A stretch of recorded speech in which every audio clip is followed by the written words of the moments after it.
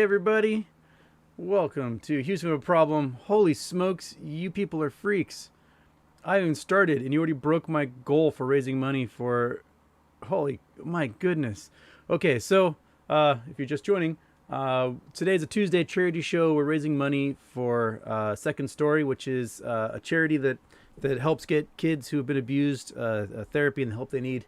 And you guys, I had a $200 goal and you guys are just blew past it. Holy smokes, I haven't even started. This is awesome. I want to thank you so much for doing that. That I am. Oh my goodness. So I'm going to do some thanks right now. So Manifest Density, thank you for your donation. Mike Brackman, thank you. Travis Wright 13, thank you so much. I've got an anonymous here donated. Clayton Gross, another anonymous donation. Another one. Oh, and whoa, holy, a lot of anonymous donations. A lot of people in there just helping out. Justin Nadeau, anonymous. Travis Wright donated again. Oh, thank you, Travis. Julius Miami, thank you. Peter Smith. Man, you guys killed it already. Holy smokes. Yeah, so I've got some time free on a Tuesday, which is rare for me. So we're gonna do a green show. Meme stocks are going or went bonkers today, a little ahead of what everyone was thinking schedule wise. Let's see what's after hours happening. After hours it's holding pretty steady. We I mean, damn. Wow. Ooh. Well, let's see here. The VIX calls went up. But the whole market, except for Microsoft, Snap, and Twitter, were green today, basically. Crazy. Apple too. Apple too went just a pinch red at one point. I don't know why the banks are green. The banks should not be green at all, and they went up quite a bit. What the heck? Goldman Sachs, why are you up? Yeah. So here's my hypothesis. My hypothesis is that they're being forced to do some buys and rearranging with the meme stocks because it's that time of the quarter when the futures contracts need to roll over.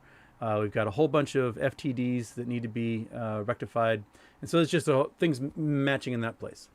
The Dow itself is, I think, being pumped before it's dumped on news about the debt ceiling, COVID, and other things.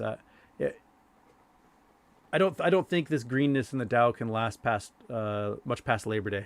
I think that the power that be, they're going to pump that price up, and then they're going to sell what they can for cash, and because they know it's going to go like 15-20% by October.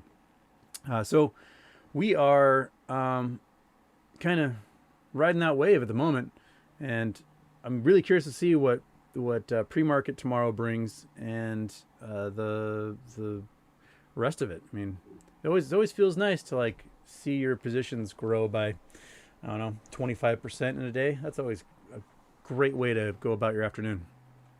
Okay, that's all I had to add. Let's see what some questions are here. Okay, Anna Rulnick, big day for some of our favorite stocks. Do you think this is the beginning of MOAS or beginning of a fake squeeze? Ooh. I mean, the previous quarters, when this happened in March, again in May, and right now, you saw like GME go just barely under 350 and then just get shorted to oblivion. I think if this is a fake squeeze and they try to pump it up into that zone again, and when they want to short it like crazy is when the market takes a dive, they might be SOL. I mean, they could just be doing the same thing they do every quarter, which is get it close to 350 and then short it like crazy. But if their timing is wrong and they try to do that when the market takes a dive, they might not have the ability to short shares at that point. Jesus, we're at 290 already? I haven't even really gotten into the show yet. Goodness, thank you so much. It's going to help a lot of kids. They Second Story, they provide a lot of therapy services for these kids, so it's really great that you're donating and helping people help these kids. Um, okay. Mike Brackman says, A Child Called It is a great book for those with weak heart. Not for those with weak hearts. Child Called It. I've not read that. Put that on the list. Okay. Okay. Chico Rico is saying he loves everybody in here. I do too. You guys are fantastic. Holy shit, we're 310. Oh my gosh. Ooga booga. Man, all right. I haven't gotten to the point where we started the show yet. I'm reading questions from 15 minutes before the show even started. I'm having a happy birthday, Manifest Density. Man, okay. Chris asks, hey, did you ever get a chance to see why torch shares are included in those October metamaterial options contracts or the Ameritrade platform, on the Ameritrade platform? I still don't know why. I some of those contracts, like if you had a contract for 100 Torchlight shares, it became a contract for 50 metamaterial shares at twice the price, I believe. But I don't know why they haven't rectified that stuff for a lot of things. It's really weird whatever's happening with metamaterial. I have no idea why there's such shenanigans with getting the stock listed properly. It seems to be a mild disaster in that area, but it may work out for us in the end, because I think it just means that these guys are shorting even more. Oh my God, we're just $1 short of 400. Holy smokes! Wow. Man. Okay. Oh, you got me speechless here for a moment. Okay. Houston, question the first. GME and AMC today. Do you anticipate more hedge fund fuckery, or do you think new filings has inhibited them? How much of a big deal do you think today's performance has been? I mean, there's always I've got the hopium over here, that I am hoping that this is a sign of something greater. And then I have the once bitten, twice shy over here, where, folks, we've been hit before. We've gone, oh boy, here it goes, we're doing it. And then, so, I've got those two little devils on my shoulder. Angel and devil, I'm not sure which one. Saying it could go either way. I think if this is still rocketing and we see the Dow not at some point, then it might keep going. Especially if big news starts coming out about the debt ceiling, about COVID shutting things down. Things like that can be real catalysts to, because whenever the Dow takes a hit, the newsmakers are always like, oh, investors were nervous today. There's a lot of anxiety. They speak in these weird terms as if there's this collective group that's always like, always worried or whatever. It's all, people know what's going on. They do their research. We do our research. We can see this stuff coming from a mile away. So anything that happens big in the market is because somebody even bigger planned for it to happen that way. And we don't know necessarily what their time scale is, but they know what they're doing. Okay. Protege Son, considering this idea that agencies are holding off MOAS until all these regulations are put into place, wouldn't that be considered market manipulation? Yeah, but you can't bust the government for that. They're the ones who regulate. It's like, what are you going to do? Arrest the police officer? No. So I think that they want to get these regulations into place to protect as much as they can when this goes bonkers. And they're hoping to get that stuff in as fast as they can. We got the CAT system coming on when's the first? Next Wednesday? That's the day I fly out to Hawaii. So I think I fly out after the market closes on Wednesday. That's good for me. I don't think I planned it that way, but I think it was working out for me. And the other good news is Kilauea is rumbling like crazy, so I might get a volcanic event when I arrive. So I'm pretty stoked about that. Get to go poke lava with a stick. One of my favorite pastimes. Shoot, that's loose. Don't fall off, please. Sorry, gotta adjust. Okay. Okay. Oh, goodness. I Every time I look down, it's like up $100. You guys are at 463. Holy smokes! You're doing such wonderful things. Thank you for all the donations. This is fantastic. Goodness. All right. I've got to do like a million billion thanks again here. One sec while I run through you all. Where'd I leave off? There's Peter Smith, another anonymous. Got Mark Tran, another anonymous.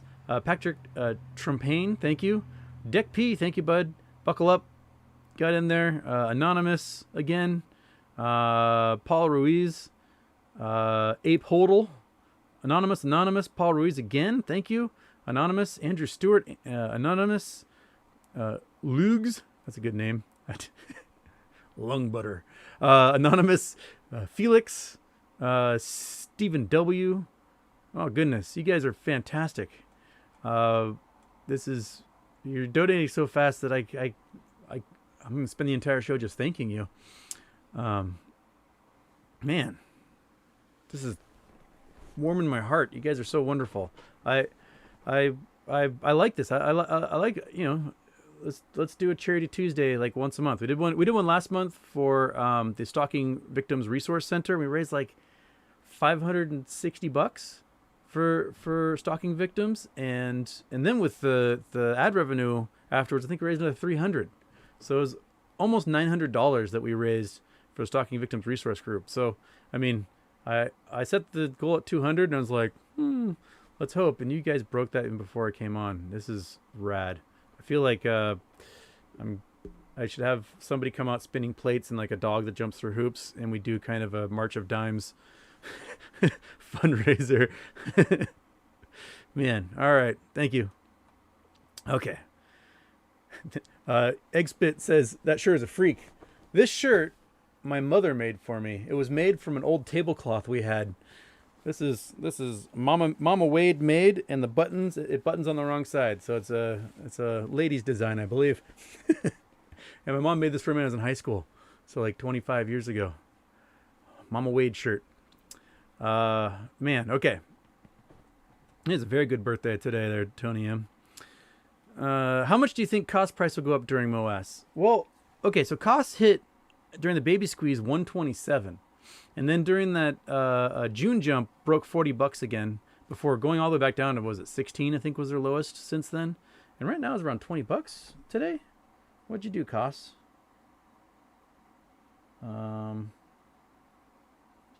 Costs broke $20 at 1950 right now. It hit 2074 at one point.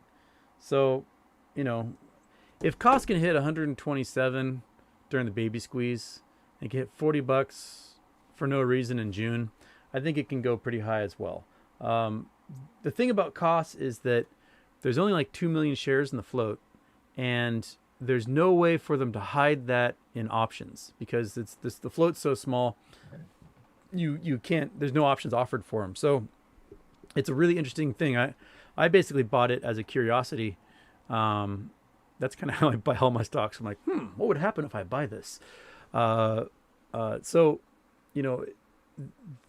there might be hundreds of millions of shares out there. The folks that run costs, like the children that inherited the company, they sound like kind of gargantuan pieces of shit. They don't really design or make stuff anymore. They just contract out to some Chinese factory to slap their name on things.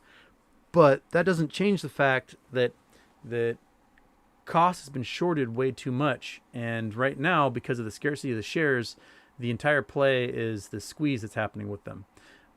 So this is, a weird place to be because the company itself is they're kind of like, I don't think the people who run the company even care about the company. I think they're just like sitting back eating popcorn going, oh, this is weird. I wonder what's going to happen next. And that's so I think cost is just right now the stock price is purely built upon the squeeze. So it might go pretty darn high when it does. I can't predict how high because I have no idea what the short percentage is because it's really hard to gauge with cost because the float is so small.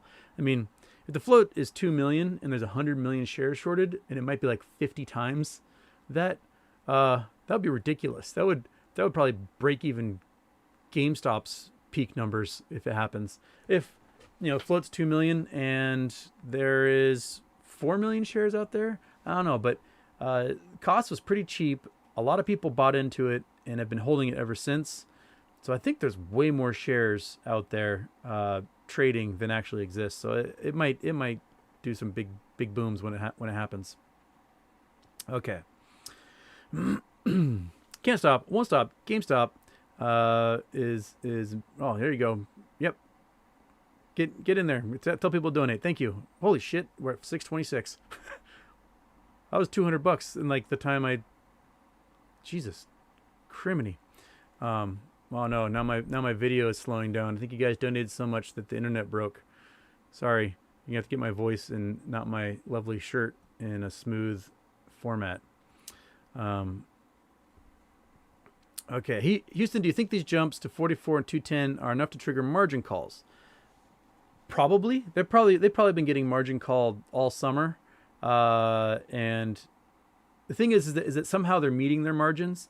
They're either finding cash somehow where they didn't have cash before, or they are doing that covering trickery where they're doing debt swaps or buying a whole bunch of in the money puts and calls that are like way deep in the money but not exercising them, so they can say, oh, I've got these shares, or you don't have to worry about it, even though they don't have the cash to exercise those options. So there will come a point when they won't be able to do that. And it was really close with Melvin back in January when Point72 and Citadel had to dump $2.75 billion into their account to keep them from getting liquidated. And my guess is that some of these big institutions and other funds may not have the cash a second time around to bail folks out if it happens again. So I think everybody's on borrowed time. So the more margin calls happen, the more they got to put up or shut up. And at some point, someone's not going to have the dough. And we might start seeing the cascade of hedge funds as a result, especially if bonds take a hit and their assets under management shrink appreciably. That's kind of the what we're waiting on at the moment, is to see what happens with the bond market as a result of the debt ceiling. Okay. All right. Man.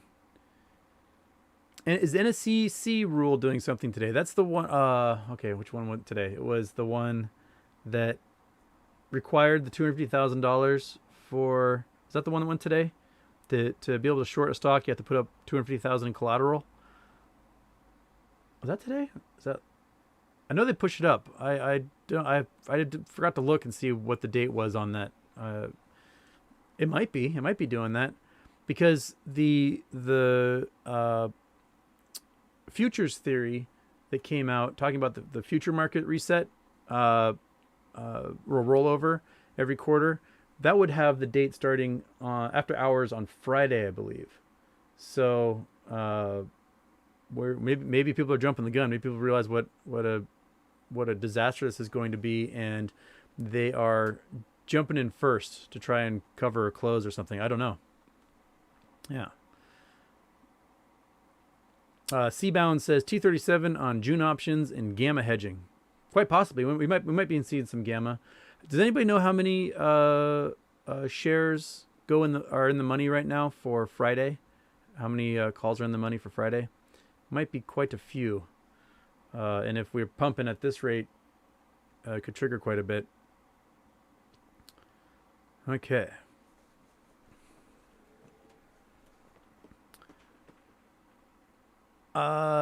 Dead Bass, thanks for taking the time to do these shows. For situations like Sears, with a company going through bankruptcy, would any final proceeds automatically end up in your account, replacing your shares, or?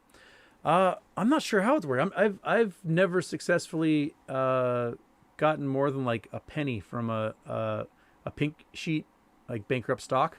So Sears is a weird situation where you might get $17 a share in your account. My guess is what may happen is the bankruptcy court says, okay, you owe this much money to close these debts. Sears is forced to sell what they have, assets wise, pay off those debts, and then the court will say, okay, the rest of it will go to the shareholders because all the debts are covered. And so whatever's left over would go to us, and then probably they'll just erase the Sears stock entirely, or create a new Sears stock that's completely separate. When the government took over GM and Chrysler, what they did was they basically deleted the stock from existence, and then when they sold the company again, when the government sold the company again for a profit, they just created a new stock. So that's my thinking. What's going to happen is the bankruptcy court will just say, sell these assets, pay off your debts, anything left over, send it to your shareholders. That's kind of what we're holding on to. And Snowboard 1201. Hey Houston, where can Sears still be purchased? Fidelity locked it up. I bought mine on Schwab. Schwab is where I do my weird penny stock trades, because Schwab doesn't really care what I do with my money. Fidelity seems to judge me a lot. I'm like, oh, I want to buy this obtuse penny stock. Fidelity's like, you idiot, I'm not gonna let you do that. So they don't let me. And my Schwab account is like, whatever, bro, do your thing. So that's where I do my awful penny stock purchases, is Schwab, because they don't care. Okay.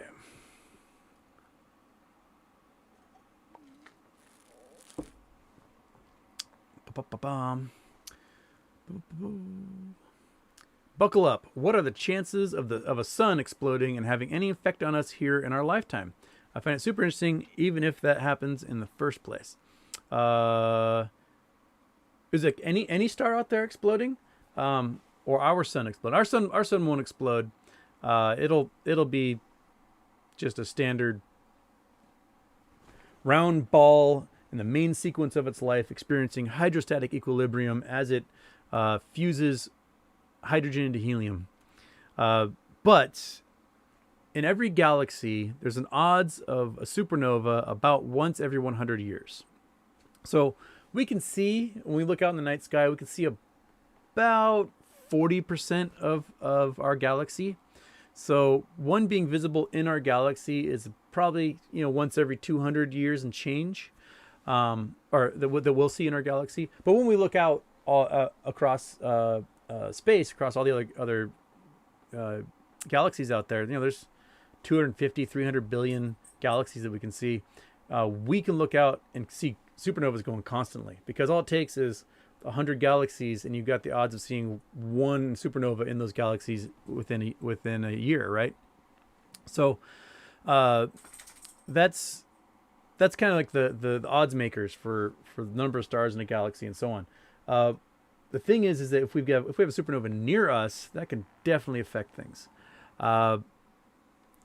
It would take a supernova between about 30 and 100 light years, which is pretty close, astronomically speaking, for stars, to sanitize the entire surface of the Earth. The neutron flux alone would just wipe out every living creature, everything. It would be a mass extinction event. You would just get your DNA absolutely shredded with cajillions of neutrons, and everyone would just turn to a puddle in front of you. So it's been hypothesized that there's been multiple extinction events in the past due to supernovas nearby, killing off all living creatures. My God, my internet is so bad right now. I'm so sorry, folks. Comcast, I just hate you so much. But we haven't seen that in our lifetime. So when our sun formed, we formed in a giant cloud with a whole bunch of other stars. And some stars are really big, some stars are really small. The ones that are really big don't live very long. They burn gas like crazy. They're like a race car. They just live fast, die young, and explode a supernova and are gone. So there's probably a whole bunch of supernovas early in the sun's past, early on, like when the sun was beginning. And those stars just exploded and disappeared. And then all of our other little companion stars just drifted away after over 4 billion years. And they are... they're far away from us now. So early on, probably had a bunch of bacteria relatives and stuff that got wiped out by supernovas and had to restart. And Yeah. So the big ones we have to watch out for that are near us: Betelgeuse and Antares. Betelgeuse is about 900 light years away, so if it ever goes supernova, just put on a bunch of sunscreen. It's not enough to like kill everybody, but I'm sure cancer cases will go up. And then can't remember how far Antares is away. It's, you know, they're big stars. Betelgeuse is a phenomenal star because it is the only star other than our own sun we can see as a disk. It's huge. It's gigantic, and it's about 1 billion miles across. So if you put it where our sun is, the envelope, the edge of the atmosphere of Betelgeuse will be out past Jupiter's orbit. And Jupiter is 500 million miles from us. It's, 5.5 astronomical units to Jupiter from here. That star is just gigantic. And when it does go, it will probably double the output of our sun for like a month. So if it happens at night, there will be no night sky. They'll basically be like the sun sets, Betelgeuse rises for a month, and will be like Tatooine or something for a month. It'll be pretty crazy. And when it's gonna go supernova, next couple million years. It will go supernova. We just don't know. We don't know exactly what stage it's in its supergiant life cycle before its core collapses and it goes bam, and a crazy supernova explosion. Okay, holy shit! Right, $874. My God. I talk about supernova and we go up over $200. You guys are rad. This is amazing. You were raising so much money for these kids. I am so. Thank you so much. Man. Julie H. Houston, happy birthday. What do you think about the crypto market stability with the Fed talk coming up this Friday? Whew. I wonder. Is that amendment in the infrastructure bill about forcing the proof of work to mining for crypto, which is really silly because that it's the most impactful on the environment way of doing it. It takes a lot of energy to mine these coins that way. But China's coming out with a digital currency. They're coming out with a digital yuan. And there's been talk about the U.S. wanting to do it, but man, the government is so slow at adopting these things that I don't know how soon on the horizon a federal crypto coin would be. I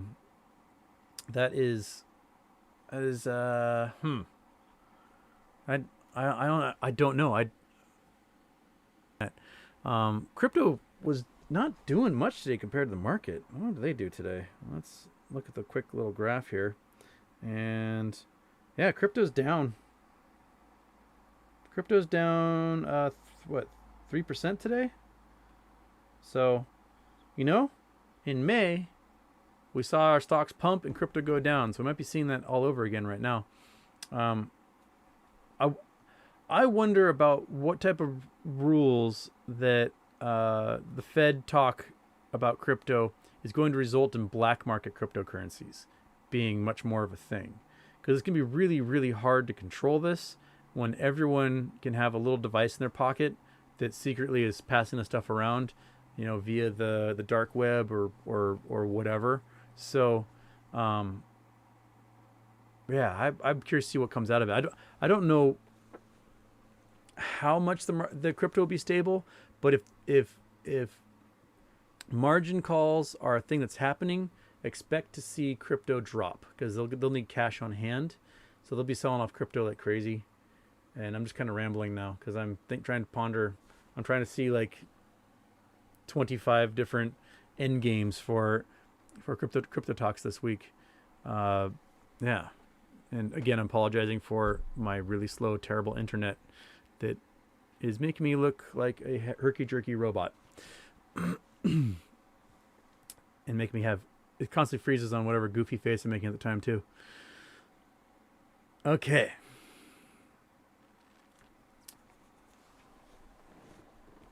Apollo God, Houston, I deposited some money into my broker yesterday and just waiting on it to go through. Would you think Meta is still a buy, not financial advice, and all that? Well, mean, right before the merger, metamaterial hit $21, and then was shorted like crazy.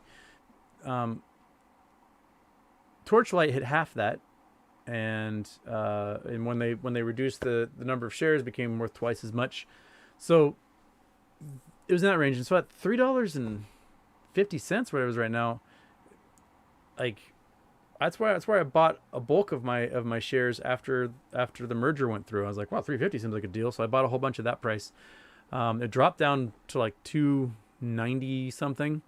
So it didn't hurt too much, and now it's right back up again. So I'm back in black.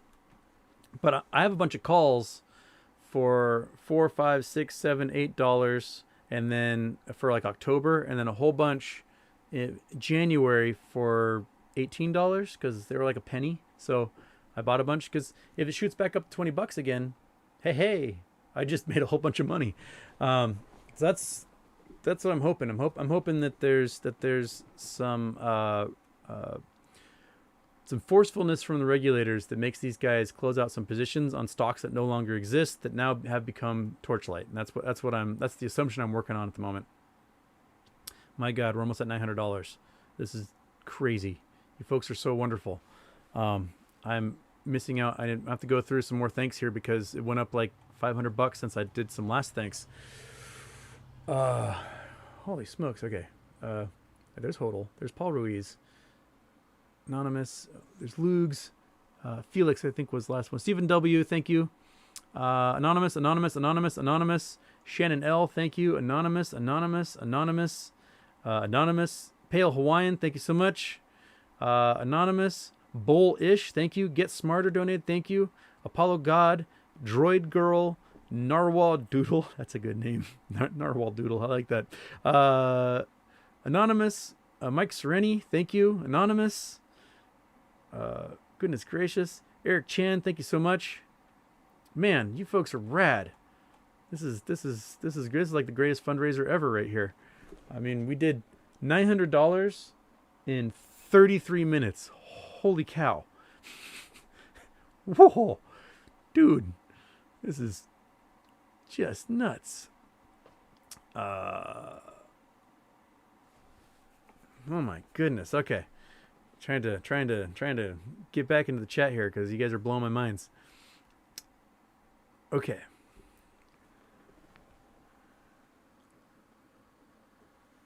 What's been the issues with using thorium reactors? That's from Project Sun. Okay, so thorium reactors are a different type of nuclear reactor that's more stable, longer lasting, and safer. I think the big problem with thorium reactors is regulatory. It's hard to get approval for new technology with post-nuclear accidents like 3 Mile Island, Chernobyl, Fukushima. So they'll grandfather in existing technology, but to bring in new technology is a development, like a cost development that I think is prohibitive to actually using it. So that's why I think we haven't seen thorium reactors go online. And that's where we are. Okay. Whew. All right.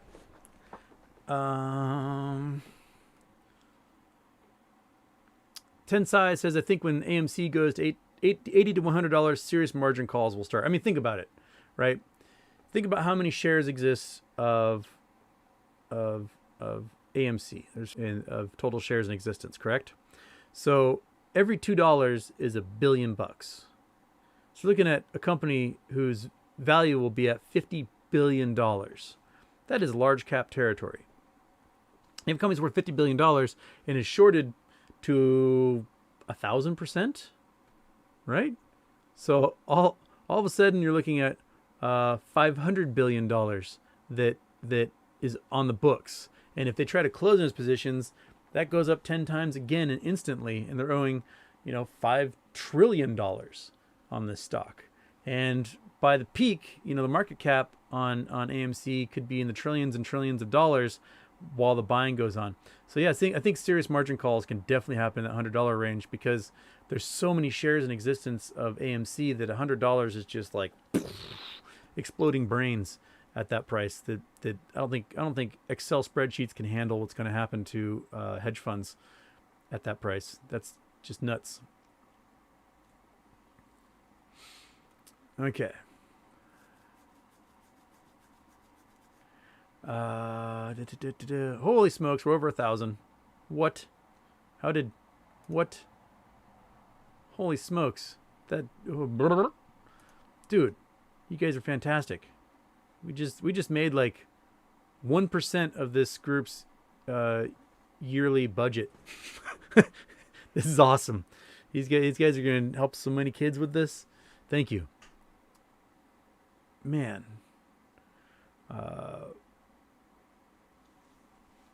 Always sad but truthful. Houston, bring up my endgame DD video. Is it possible to discuss how equity return swaps can be used to create the filing amounts shown? I can't read. Negative cost basis, negative profit, negative returns, and high allocation. Whew, I have to rewatch the endgame video. I think right now these swaps are just a game of hot potato, that they are trading them around from group to group, and as they move down the line, it's like a game of Russian roulette. At some point, one of these dudes are gonna get absolutely eviscerated, and then everyone's gonna go, oh, look at that Malaysian hedge fund. Why would they do that? Why would they have so much, synthetics and AMC and GME? We shouldn't have let that happen. But I don't know who's drawing the short straws here for trading this stuff around, because it seems to be mostly trading around to offshore accounts. And what are these groups taking in return? Are they taking the terrible stuff that was generated from the 2008 Great Recession? There was these mortgage-backed securities from Washington Mutual, from Bear Stearns and others that no one's ever done anything about and are set to mature in like a year. This is some of that stuff might be maturing now, because if they're 15-year bonds, and they started in 2006, they're maturing this year. So yeah, your processor looks like it's melting. Have someone thermal compound it. Is that right now? My internet is just terrible, and I am not liking it at all. I'm gonna maybe my internet is just not liking the fact I've got some windows open. We'll just close some windows, and maybe that will help. I don't know. We're gonna close you. We're gonna close you. We're gonna close that one too. We're gonna close that. We're gonna close that. We're gonna close that. All right. We're just getting rid of stuff here. Okay. Close you, and is my stream back? Not really. Oh well, I tried. I think it's my internet. I think my internet's just garbage. One of my Polish fans was telling me that he pays like $13 a month for like a terabit, and here in the US I pay $100 a month for 25 megabits, and at most I get like 6 out of it on a good day. And right now I'm getting less than 1. So, grr. Comcast, they're just a bunch of liars. That's the next thing they should do is after MOAS they fix the regulations of the market, they need to send a bunch of torpedoes to ISPs and force them to actually provide good products to their customers, because this stuff is just stupid. Okay. Shane E, AMC 104,275 in the money calls at $45. Dang. Okay. All right. So that's a good chunk of shares, and if it swings higher the rest of the week, that puts a lot more in the money. Okay. Yeah. So, yeah. All right. The computer's fine. The computer's doing fine. It's my internet that's terrible. So, yeah, that's what we got. Sorry, but geez, my knees. Even with my terrible internet, we're at $1,100 raised. Holy cow. This is awesome. Dude, you guys are just wonderful.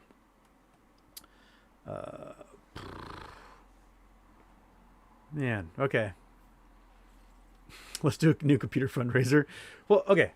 I have, 8 cores. I've got 64 gigs of RAM. I've got 1080 graphics card. Not the best graphics card, but it's pretty darn good. I don't think it's a computer. I think it's my internet. But if you guys want to buy me a new computer, I'll take an Alienware. Okay. All right. Man, and Eddie Rod didn't pick a good day to ask for donations. This is working out. You guys are so generous, and this is amazing. Man. Okay, Marcel's in here. Thank you, Boss Blunts, for joining in. Crypto doesn't count towards a bank or hedge fund assets. Yeah, so they have to sell it to do anything with it. That's why we saw all sorts of pump and dumps with crypto, because there's no laws. Crypto's the Wild West, man. There's no laws about crypto, and they can pretty much do whatever they want with it. And they can play with it. They can pump and dump. They can make fake cryptos. They can defraud people like crazy, because so much of it is from offshore. That we get things like US dollar tether coin that took $59 billion of customer money and just vanished it all. Yeah, it's pretty wild. Okay, let's see here. Okay, there's Eric Chan's donation. I think that was the last one I thanked. I got anonymous. Boss Blunts donated. Thank you. Anonymous donation. Justin Wells donated. Another anonymous. Sir David P. What a regal name that is. Donated. Graham Joyce. Yas donated. Fantastic. Thank you, folks. This is fantastic. This is great.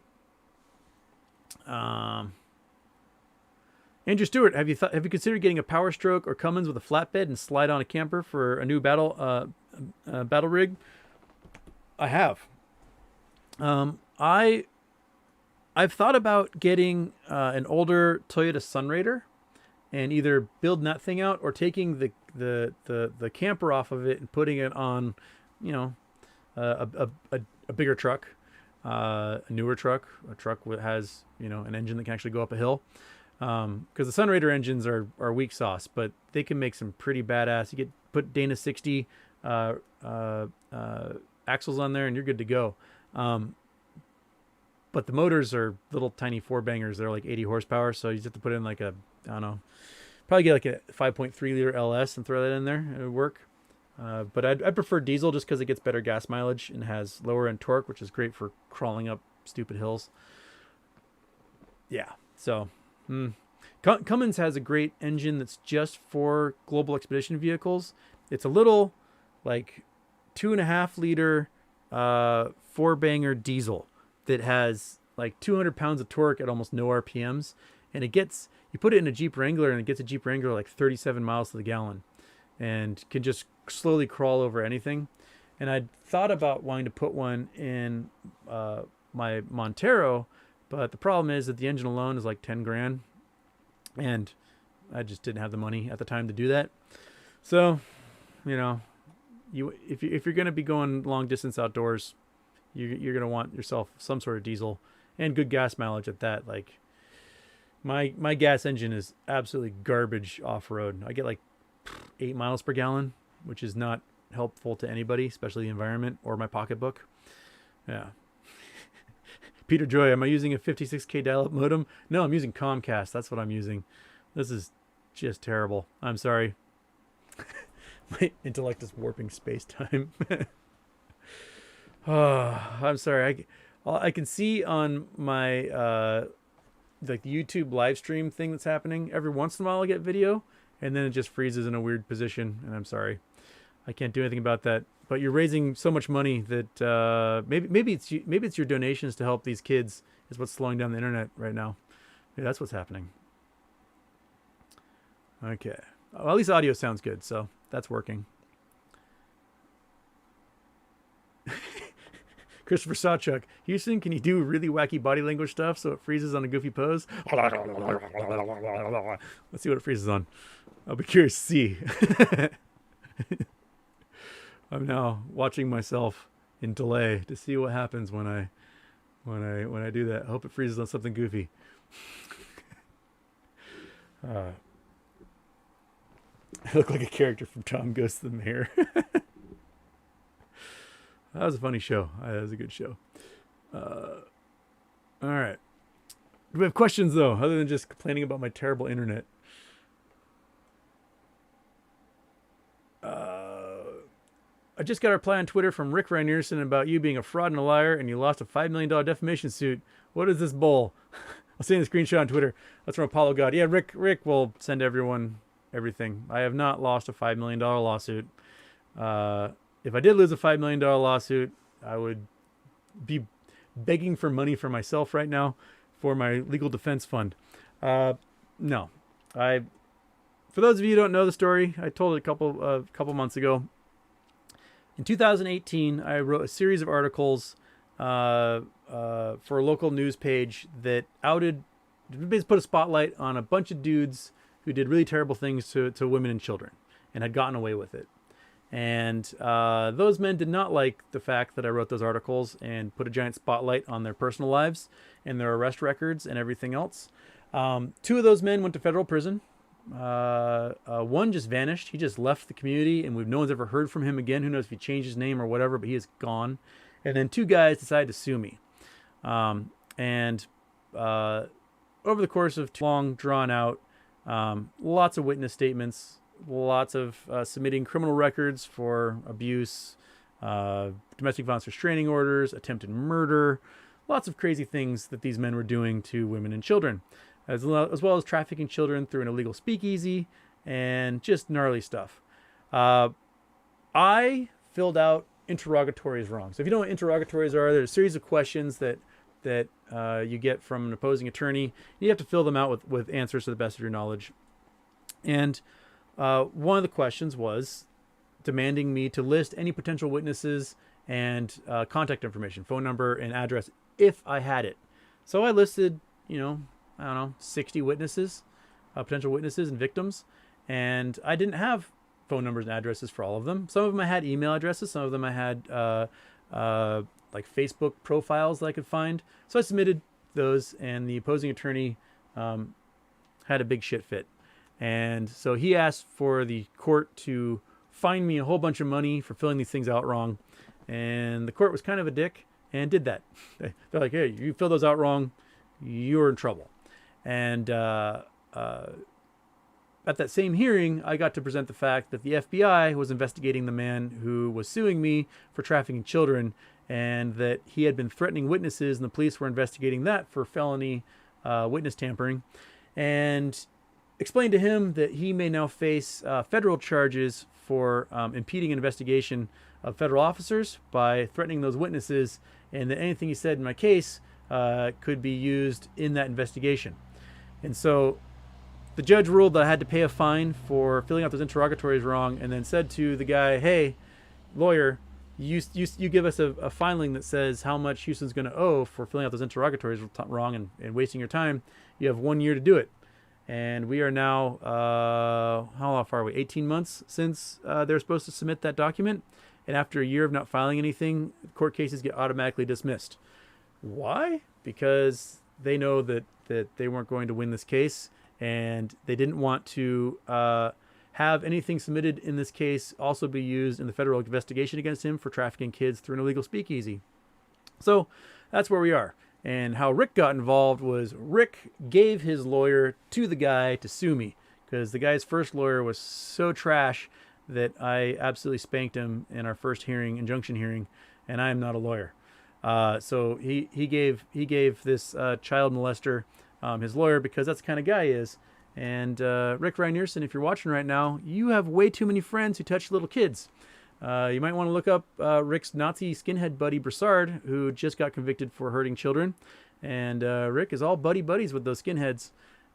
Rick Reinerson is a neo-Nazi, a white supremacist, and a human piece of garbage. So if he wants to sue me for saying that, whatever, man. He's a mountainous pile of dog shit. And he definitely wouldn't donate to a charity to help kids like you guys are. He donates his time and money to help men who hurt children. And that's what he does. So anything you get from Rick Reinerson, my stalker, is should be taken with a grain of salt. Because you'll notice that when he sends that information to everybody, he never includes the witness statements, the criminal records of these men, how, like they hogtied their stepkid and broke all their bones, broke their fingers, and they lost a spleen. They don't include that stuff. They don't include, like, trying to kill their wife in front of their children, or, admitting to cocaine addictions and DUIs and hit and runs and who knows what else. Yeah, I can go on a rant about these assholes all day long, but I'm not going to put up with their shit. And, they can try whatever campaign they want to make me look like the bad guy, but they're the ones who hurt kids. And I don't play with that. So that's why we're donating to help kids today, because the Rick Reinersons of the world and their friends can just suck a fat one. And please donate. And you guys did such a great job. We're at $1,200, and we're $1,000 above what I was hoping to raise doing the show. So I'm sure Rick Reinerson has some sort of burner account that he's got in here right now, and he's just so mad that I talk about what a white supremacist neo-Nazi he is. And whatever. I'm not friends with neo-Nazis. They can hate me all they want. If they hate me, I'm doing something good. Yeah. All right. So you got to listen to audio and see me angry face in herky-jerky video, fuzzy, pixelated land. All right.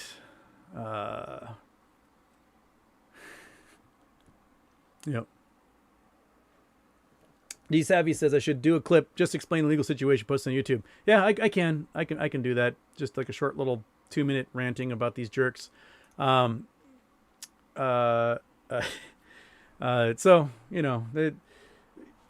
this morning someone sent me a screenshot of his Twitter page. He was doing 230 tweets an hour about me. It's 18 hours a day he spends tweeting about me. It's absolutely bonkers. Like, get a life, dude. Seriously. You could take that obsession and focus and, like, achieve good with it. But no, you wanna stalk me. Who the hell am I? I'm just a dude who will talk about geology on Google Earth. So, yeah. There we go. All right. And man, the donations are still pouring in. Thank you so much. I got Space Monkey and Yakuza Mom. What, it's a good name. Anonymous. Mikey Cons. Anonymous. Yeah, thank you so much for donating. Man, we're at 1.3 thousand, $1,300. Chicago Transit Minority. That's still just a fantastic name. I love good pun names. Axel Gallus. So back in the day when the original Call of Duty Black Ops came out, I was part of a clan, what do we call them, where it was only Star Wars puns. So we would search out the greatest Star Wars puns that we could find, and they would join our clan. And I was the Phantom Man-ass. And then all of a sudden, Call of Duty says I can't have that name anymore. They took my name from me. I've been Phantom Man-ass for years. Very sad. I managed to make these little like logos, little flags, and I managed to take the flags and make it look like a skeleton with a butt running away. It was a great little thing.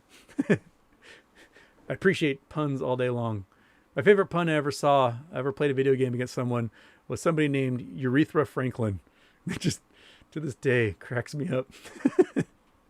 Like, oh, what did Aretha Franklin ever do to you? But it's so funny. Ah, there we go. All right.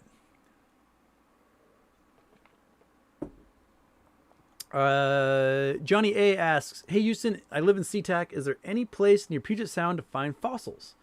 The only place I know of where you can regularly find fossils is, we're going to have to bring up, I haven't brought up the ye old Google Earth here, so let's do it. Google Earth is actually on Bainbridge. So out here, where the rich people live, on the south tip of Bainbridge, this is Restoration Point, the country club. This is the section that got uplifted in the Seattle Fault earthquake 900 years ago. And in the bedrock that got uplifted here, it's a whole bunch of conglomerate. So it's it's accreted rocks, like old gravel and stuff that got pressed by the earth and cooked into a rock. So it looks like concrete, and it's an accretion. And in that are seashells, clams, snails, fossils like that in here.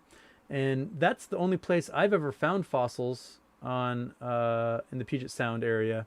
I'm sure there's other spots that may have uplifts like that, but this is private. You really have to get permission to go out here because they are a bunch of snooty rich people with security guards and all sorts of gnarly stuff. But is Blakely Rock? Where's Blakely Rock? Blakely Rock. Puget Sound. Can't really see Blakely Rock in here. Oh, this is Blakely Rock here, I believe. There's a little stack of rocks off the island that's also uplifted. I haven't been there since I was a kid. We used to kind of kayak out there, and I never really looked for fossils there. But there might be fossils in some of that uplifted bedrock that's in the off the island there. So I would look for spots where that aggregate, the concreted conglomerate rock is uplifted to find that. Because most of Puget Sound is glacial till. So all that stuff just got ground to a pulp during the last glaciation. And a whole bunch of sand and gravel got deposited. So it's really hard to find exposed bedrock in the main Puget Sound area. It's all clay and sand and stuff. To get more fossils, you've got to go up into the Olympics, which is uplifted oceanic floor. And you can find fossils up here. And you can find some fossils in the Cascades from like exposed ancient landslides that buried stuff. Like up the North Fork of the Snoqualmie River, you can find some opalized material. So volcanic ash rained down and opalized some tree stumps and stuff. What else would be around here? I'm sure there's all sorts of things that have been buried by lahars if you dug deep enough, but you probably have to dig through like 100 feet of soil to find the things that were fossilized, preserved underneath those lahars from Mount Rainier. But to get most fossils in Washington, you got to go to Eastern Washington. So out in Yakima area, you've got tons of fossilized wood. You can go to the Columbia area. There's the fossilized ginkgo forest out here in the desert. And then if you go up into Okanagan, like if I zoom out, you can see Okanagan's this northern part of Washington State and southern part of British Columbia. There is the Tianaway Trench. So this guy here is an ancient oceanic trench. So at one time, this trench was like 20,000 feet below the ocean. And when that part of the plate smacked into North America, it ended up getting uplifted and packed up. And so there's an exposed huge ancient trench here. And so you can find lots of old oceanic fossils in this area. There's also a couple of like marble caves and things up here. What was it called? I think it's called like Mammoth Cave. A lot of them are called Mammoth Caves and stuff up in this region. So you can find oceanic fossils in here. And if you go out to, what is it, Curlew Republic? Is this Curlew? Lake Curlew here. There's a bunch of fossils in this area. They give it little tiny seashells and ancient things like that. This land in the Okanagan was uplifted maybe 40 million years ago. So you won't find dinosaur fossils and stuff. The only dinosaur fossil ever found in Washington is on Susha Island, which is this one. This is Susha Island right here. And my internet's terrible. It's going to take a while for it to actually upload and be visible. But it's this little island right here. And they think that a glacier came down, brought with it a dinosaur bone and deposited it. And so they found a femur of some dinosaur on Susha. And it's the only dinosaur bone ever found in Washington because the rest of the land in Washington State is too young to have dinosaur bones. So it probably came from further north and much older lands there. Yeah. So, yeah, that's as far as I know fossils in the Puget Sound area. So that helps you out there.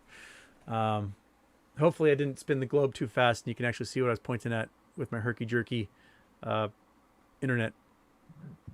Oops. Okay. All right. Okay, that's Johnny's question. Good question though. Okay. Christopher Sawchuk, 230 tweets an hour makes you feel better about the handful I've sent.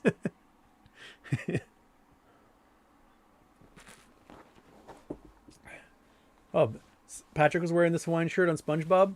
He's got excellent taste, man. Okay. Pedro Arias, is 29,000 a share a realistic price for GME? I think 29,000 shares is just the beginning of the squeeze. I think it's going to go way higher than that.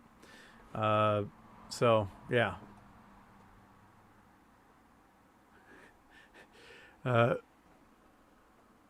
Vorname, Nachame. Your camera is focused on the background, or I need to revisit the optimal. It's probably definitely focused on the background. I don't know. This thing's on autofocus, and it does whatever. It's a cheap camera I got for pennies.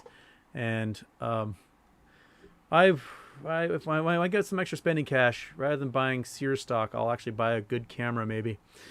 I need to do that. But right now my internet's so terrible that I may never get that opportunity. It might not work. All right, go back to big. Oh no, turn off! Dang it! Stop that! Urgh. It's got this thing where I forget to turn off the intro, and if I go back to Big Houston, the intro starts again. Serenity now. Okay.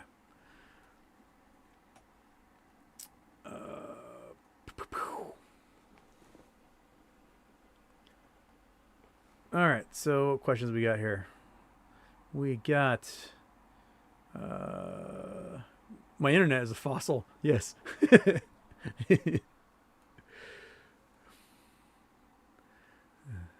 Yeah. Apollo God, it's a short squeeze. Technicals don't matter, only the shorts. Exactly. We could be trading a company that doesn't even exist anymore at this point, and they'd still have to find all those shares to make up for it. And the fact that like GameStop's got good fundamentals now, they've got cash on hand, they're expanding their market, their sales are up, tells me that not only is the fundamentals there, which dooms the shorts, but the squeeze is inevitable. Conga Rila Pig, thank you for donating.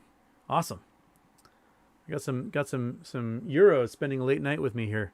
Thank you. Lunar Swine, how much do you think Torch assets are worth? Well, there was a rumor that went out in May saying it could be a special dividend of like $20. I was just hoping for $1 when I bought the Torchlight shares. I was like, hey, I could spend $200 on these things and make, $500 off of it. That's an awesome investment for me. I honestly have no idea what those assets are going to be worth, because the higher the price of oil goes, the more valuable their oil fields are worth. And, they've got 200,000 acres. Someone was saying that they could sell for, between $10,000 and $30,000 an acre, which we bring out the old calculator. Boom. Calculator. Goodbye Earth. Clear. We got, let's say it's 10,000 acre. 200,000 acres times $10,000 an acre. You're looking at $2 billion. And there's what, 145 million shares? So yeah, that's $13 a share. It would be the special dividend. That's pretty darn good, right? For a stock that I bought at 87 cents.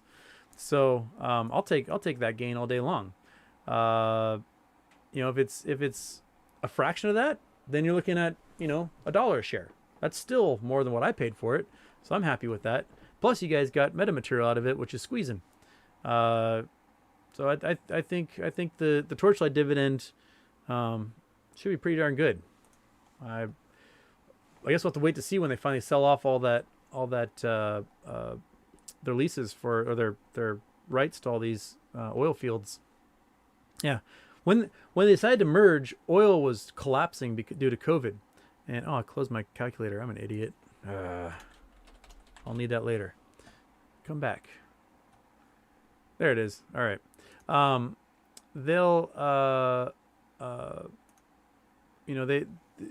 COVID hit.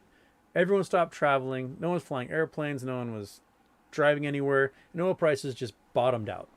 And so their stock had been getting short attacked like crazy for years prior, and then went down to like 21 cents.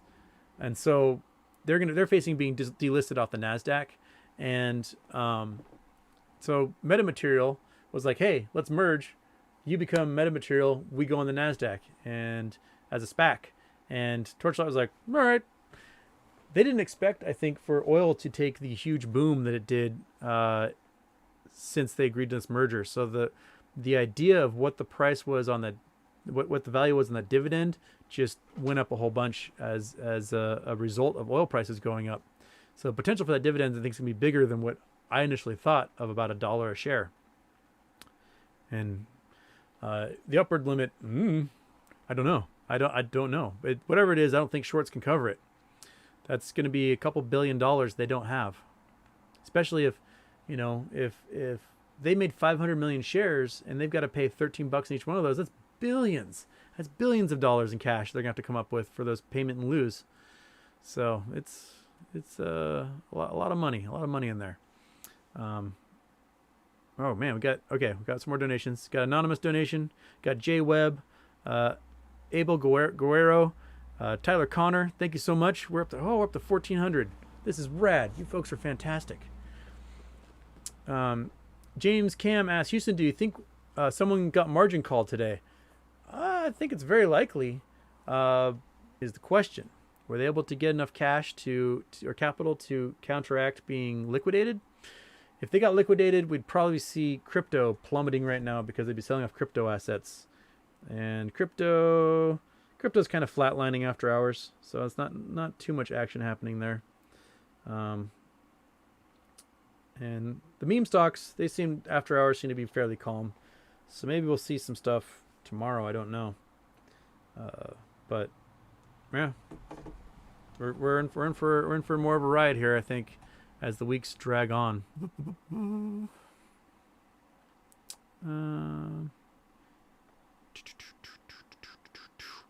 Travis Wright 13 asks, any thought on the singularity theory regarding a potential hyper-rapid growth in our computing power as a result of exponential year-after-year improvement in digital memory per dollar spent?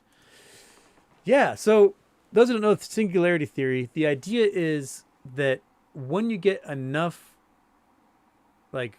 connections, enough transistors connecting, that it automatically forms a consciousness. And the human brain has X number billions or trillions of neurons that are connected. And if you can get enough computer connection around the world, all of a sudden that sheer number of little, essentially computer neurons connecting will result in computers becoming self-aware. Now, I don't know if that would be a natural thing or if it would be a program thing, because once computers can start self-programming, I think they're pretty much there. They will self-program and improve and self-program and improve and self-program and improve, and that might be how Skynet AI starts to develop. Yeah, so the people who wrote who's the guy that wrote the book on it? What was that book? Oh, it came out in 2000 about the singularity, and his idea was that it would be happening by this year, but his projection for the speed of computers and the amount of memory that they would have, it was way off. He was estimating Moore's law at a faster rate than it's been transpiring over the last decade or so. If you don't know Moore's law, Moore was the founder of AMD, and he basically said every 18 months processor and memory will double. So basically it's doubling every 18 months since 1960s. And I think the problem is that we're getting to this point where we can't make transistors any smaller, and the heat and energy it takes to make these big computer chips is too much at the moment. So we're kind of flatlining out, and it's really hard. It takes a lot of time to write programs to utilize that much computer power. I mean, if you remember back in the day playing a video game, get Duke Nukem or something, it would come on 5 floppy disks, 50 hours before you finish the game. And now Call of Duty is 100 gigabytes and it's 4 hours of gameplay. So it's really, really hard to to utilize the power of these computers and to make meaningful programs out of it, just because it's just the investment in man hours is insane. So I think we have to maybe wait for someone creating an algorithm that allows computers to program themselves before we really get there, and then we're screwed. Then that cyber singularity will take over and rule the world. Holy crap, we're at $1,600. Goodness gracious, my God, you guys are fantastic. This is I not only did you meet my goal before I even opened, you absolutely just crushed it. This is beautiful. Man. Okay. So I got to thank Phoebe Dunk. Thank you. Anonymous, thank you. So much. Man. Goodness gracious. Okay.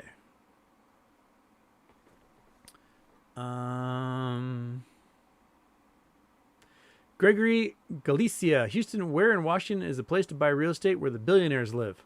Well, the billionaires live in a couple of spots. If we go back to scene, we go back to Google Earth. Okay, so, everything's focused around Redmond, Bellevue, and Seattle. These are the big money-making areas. So Redmond, you got Microsoft and Nintendo, Bungie Studios, things like that. Bellevue is a little more fancy, highfalutin bankers, and then Seattle is, Seattle. It's got everything. Here on Bainbridge, we've got our share of billionaires.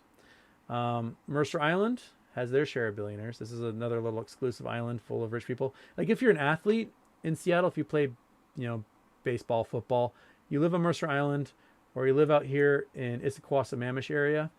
And football players, their practice facility, I think, is in Kirkland now. Maybe it was Renton. I can't remember. It was one. It moved from one spot to the other. And then you got your Microsoft billionaires. And then there's also a little place called Woodway up here. So this Woodway here is like one of the wealthiest zip codes in existence. And there's some really big, massive monster homes in this area that are just estates. And this is kind of an old money group, like timber barons as well. But the big money are in two spots. Medina, this is where Bill Gates lives, and Hunts Point. Anyone who lives on Lake Washington here, their homes are selling for like $20 million, and it could be a shack. This is the big money. These two areas. Bill Gates' house is somewhere in here. It was like $100 million to build 20 years ago, so it's probably worth like $1 billion today. Yeah. So that's if you're a billionaire, you live in there. You want your southern exposure for the sunshine. You can see downtown Seattle. You can see Mount Rainier. Views of Mount Rainier is the way to go. That's what you want, because everyone talks about, is the mountain out today? And you just look at Mount Rainier and you go, oh, and a chorus of monks go, oh, every time you look at it. It's just a gorgeous, gorgeous mountain. So yeah, there's your rich people geography lesson. There's also some billionaires that own islands up in the San Juans. So Jim Gennard, the founder of Oakley, he owns a couple of islands up here. One of them he supposedly bought an old Russian diesel submarine and then built an underwater house in the form of like the Nautilus from 20,000 Leagues, and the submarine docks to the house. And then he has like an airfield and a whole bunch of weird like giraffes and other weird wild game that hang out on the island. It's one of these ones. Is it this guy? It used to be an island that was used. No, it's not this one. That one doesn't have an airstrip. Yeah, there's no airstrip there. It was an island that was owned by Alaska Airlines, and it might be this one. That looks like an airstrip right there. Might be this guy. It was used by Alaska Airlines executives for like retreats, and then they sold it to Jim Gennard. So Jim Gennard founded Oakley, and then he owns Red Studios and Red Camera. So like the really, really fancy Super HD cameras that a lot of movie studios use. That's his thing now. But there's some private islands in here owned by some billionaires. You ever want to see the biggest raccoons of your entire life? This Jones Island? Yeah, go to Jones Island. As a kid, I kayaked here, and the raccoons were the size of golden retrievers, and we had like bear-proof food containers that we had to use a tool to open. The raccoons just rip it off and eat all of our food. They were terrifying. I'd never seen anything like it. Island gigantism at work. Read up on island gigantism. It's an actual thing that species that are cut off from other others of their kind, but by geographic borders, can experience this thing called gigantism, where they just get bigger and bigger and bigger and bigger.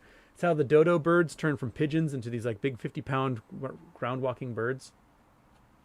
And there's also like trees in the Galapagos. So we get down here, the Galapagos, as we go on Houston's tangent land. There are trees in the Galapagos that if you plant them elsewhere, end up as like reeds. They just took over the niche of trees because there's no other trees that compete with them. So they're like, oh, I'll just get some room here and I'll be an actual tree. Island gigantism is so weird. Fleas. Fleas in Hawaii. I am not joking. On the big island of Hawaii, fleas are the size of a dime. Like this. They jump and they hit you and you're like, ow, what the hell was that? Something just threw a rock at me. It's a flea. They're gigantic. It is nuts. I'm expecting in 1,000 years they'll be like swiping cattle or something out in the jungle. Yeah. Read up on island gigantism. Weird stuff happens when you cut these species off from their buddies. Okay, I need water. That's what I need.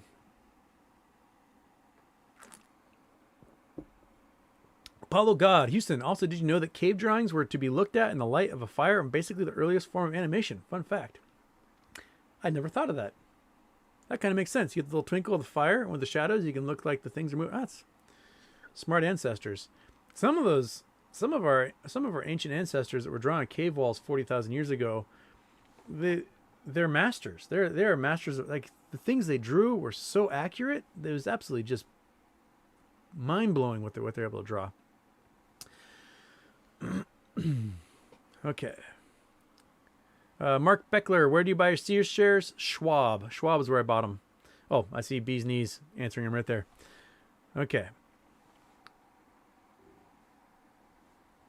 Ty Bolak, wasn't today the day margin requirements increased? I think so. If someone else mentioned earlier, I couldn't remember which day that the NSCC Rule 5 was going in place. I knew they had sped it up to increase the margin collateral from 10,000 to 250,000. But why that would make the rest of the Dow go up, I don't know. Yeah, man. Okay. Let's see here. What other questions we got? Get smarter. You're thinking of Ray Kurzweil. Thank you. That's exactly who I was thinking of. He's the singularity guy. That's the thing. He wrote a book, and the name is totally escaping me. It was a library book, and so if I don't have it on a shelf, I can't remember it. I want to say it came out in like 2000, somewhere around there, and that's where he was extrapolating Moore's law and saying that right around 2020, 2021, computers might become self-aware. So he was off a little bit. But yeah. Israel Rodriguez, is a cash account better than a margin account during the short squeeze? I would suggest getting rid of margin entirely right now. Not financial advice. I'm not a financial advisor. But if you have your money in a margin account, depending on the terms of service that you may have with your broker, they may have the right to sell stuff out from under you. We saw that happen with the baby squeeze when Robinhood got margin called because they're doing payment for order flow, so they need to have a whole bunch of cash on hand to do these transactions because they're basically doing them on margin. They got margin called and they ended up selling a whole bunch of people's stock out from under them because those people had margin with Robinhood.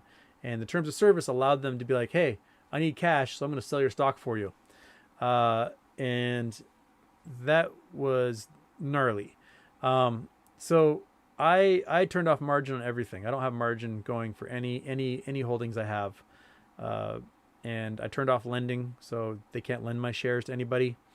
And that's where I'm operating at. I don't want to suffer, have my broker all of a sudden sell my shares out from under me at a much lower price than what I was wanting to sell for, and have to spend the next 20 years suing people. That's annoying. So yeah, that's where we are. Okay. All right. All right. See you, Marcel. Thank you, bud. Thanks for stopping by. All right.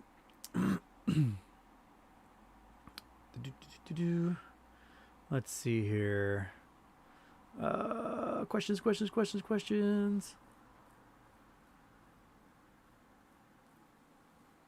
Corey Ryder says, Our Planet Matters on Twitter got an awesome pic of Mount Baker 2 days before the big USA freeze blood red sky. Oh, because from the fires was the smoke building out. I mean, we've had some amazing sunsets recently because of all the smoke. That's one thing to look forward to, is that we can wear our N100 respirators and watch some great sunsets in the future.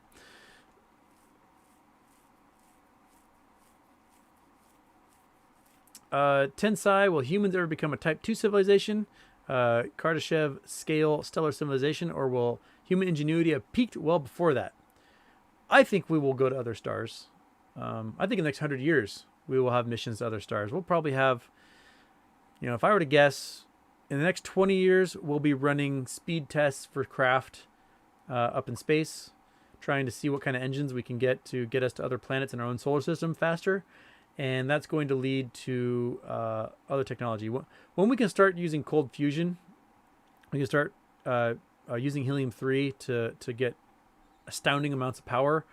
We'll have access to building, theoretical technology we've talked about in sci-fi movies for a long time, and I think we'll start to see speed tests, and we'll see, and when that happens, we will have some sort of intrepid volunteers who are like, you know what? Let's take this sucker to Alpha Centauri. I'll see you guys in like 20 years. And they'll take off and hopefully return someday with news on what the future beholds in these other areas. Yeah, I mean, think about it. They can travel at appreciable speeds of light if they have constant acceleration. So they've got a great fuel source from helium-3 or something, and ion thrust or scramjets or whatever they might be using, and they can get to Alpha Centauri, which is 3.75 light years away. Maybe they can do it in 10 years, and they get there in 10 years, and they can send back reports to us. So when they get there, it'll take 3.5 years for images from Alpha Centauri to reach us, and we'll have all this data they've collected, and then they'll come back another 10 years, probably with a whole bunch of weird space children. And yeah, it would be astounding to see that kind of data come out of this stuff. I'm looking forward to it. Okay.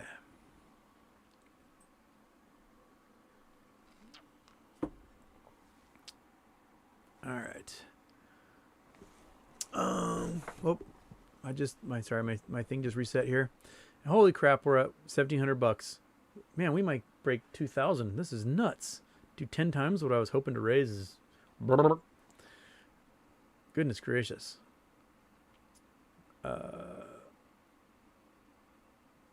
Man. Corey Ryder. I worked at a Ripley's where they had a woolly mammoth hair from the Antarctica that was flash frozen with food still in the belly. That's wild.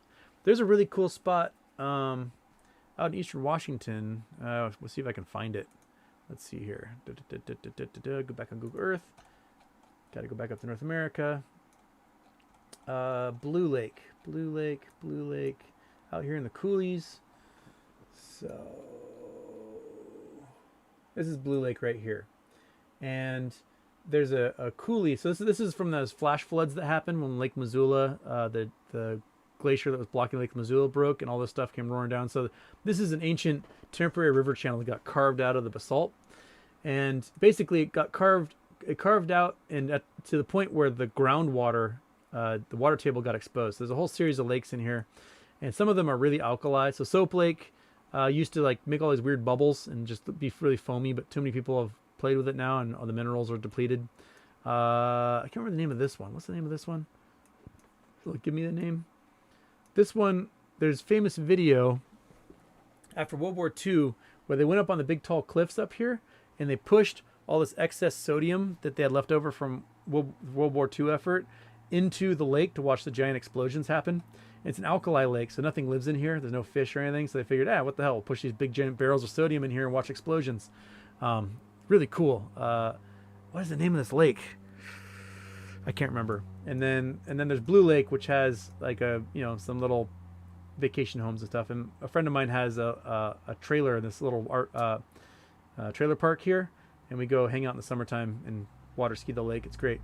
But there is in here in this area there's a cave from the flood basalt eras where there's a ancient North American rhinoceros. So yes, there were rhinoceroses in North America, and the flood basalts covered the rhinoceros and it froze in place. So there's a little cave that's actually the remnants of like the outline of this rhinoceros. So the ground got worn away by the floods and exposed that rock and then tore out, whatever the rhinoceros was in there, what was left of it. And so there's this cave that was like 4 feet and a belly. It's pretty crazy. Pretty wild that was in here. So I can't remember exactly where it is, but you hike up this coulee and it's in here. And yeah, one of the closest I ever came to death was climbing this cliff here. That was a dumb idea. I should never have done that. It's like 500 feet above the lake, and we're like, let's go up there. And that was stupid of me. Yeah. So there's how we get talking about mammoths, fossils probably. Okay, back to Big Houston.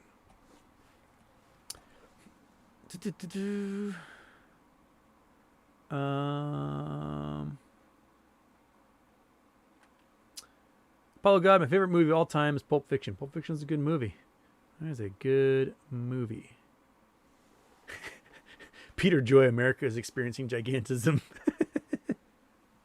Getting fatter every year. There we go. We're cut off from the rest of the, yeah. Angel Flores asks, what's the cutoff date for Sears shares dividends? I don't know about the dividends. You will not be able to buy any more shares, I think, after September 3rd, which is that the Friday before Memorial Day? Oops, wrong way on my calendar. Yeah, so the Friday before Memorial Day weekend is the last day you will be allowed to buy Sears shares. So if you want to experiment with Sears, the time to do it is between now and September 3rd. Because after that, they will delist Sears, and your holdings, you will not be able to buy anymore. You'll only be able to sell. And I'm sure you'll only be able to sell to large institutions. They might be the only ones with the ability to do that. All right. Okay. Oh shoot, my chat just reset again. Nuts. Trying to get back here. We have, my goodness gracious, $1,700. You guys are just so rad. We got, okay, let's go through and thank some more donors here. Who was the last one before I thanked? Is Phoebe. Thank you, Anonymous. Thank you, Anonymous. Thank you, Anonymous. Thank you, Anonymous. Thank you, Anonymous. Thank you, Israel Rodriguez. Thank you, Don. Thank you, the Zancudo Lodge in Costa Rica. Thank you so much. Thank you, Anonymous. Thank you, Anonymous. Man, thank you guys for donating. This is great. If you guys just joined me, we're doing a charity show today. Anything that gets sent in is going to charity to help the Second Story, help these folks, help kids who are victims of abuse, get therapy and help they need and places to stay. So, you guys have raised so much money. This is absolutely nuts. I am without words to say how much in awe I am of what you folks have managed to do today. I was just hoping to raise $200 and we're at $1,700, and I bow down to you. I don't think I've managed to raise this much money for anything in my entire life, whether it was like book marathons or anything. I am just awestruck. Yeah.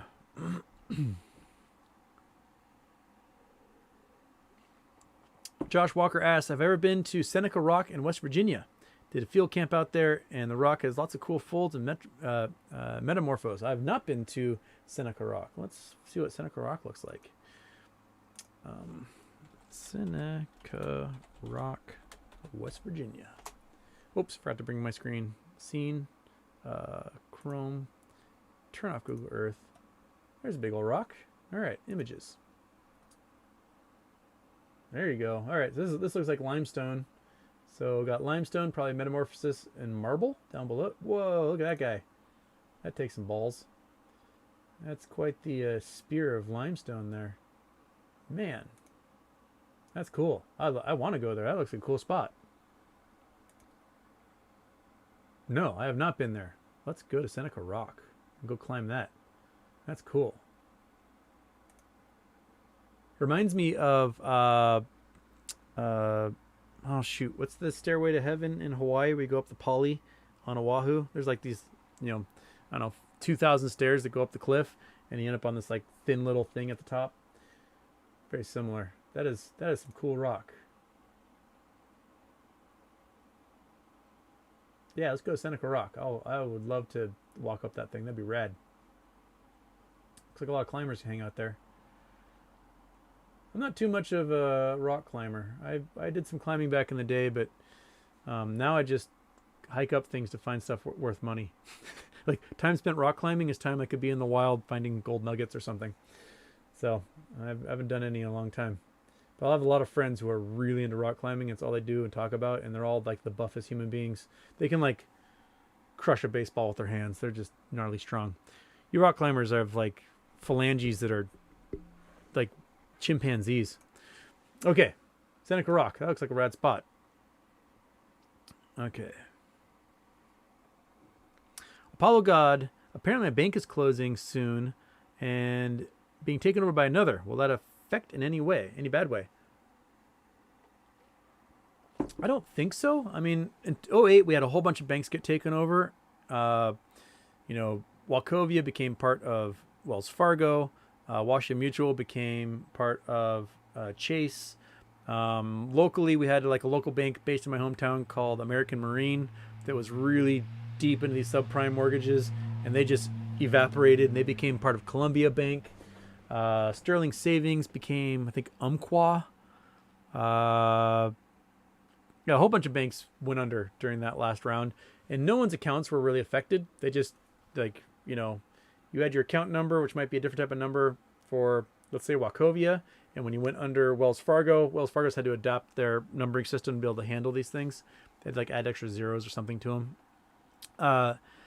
So there may be some sort of transition, but I don't think it will affect things too much. I think you should be good. Okay.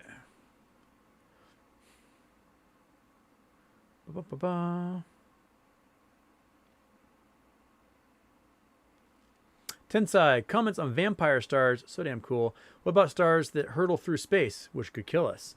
Yeah, there's some freak stars that get thrown out of multi-star systems, and they just are flying at weird rates of speed. I'm sure we'll see them coming if they come near us. But space is so big, and the distance between these stars is so massive. The stars are pretty much, it's really hard to get something to go through that space that's meaningful.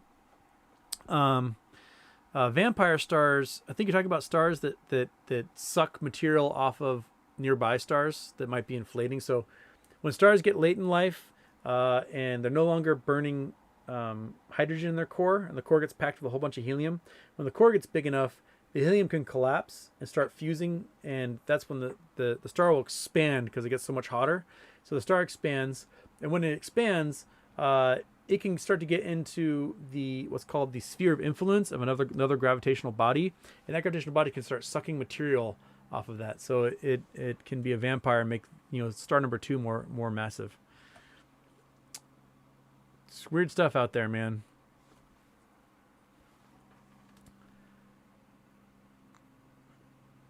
Okay.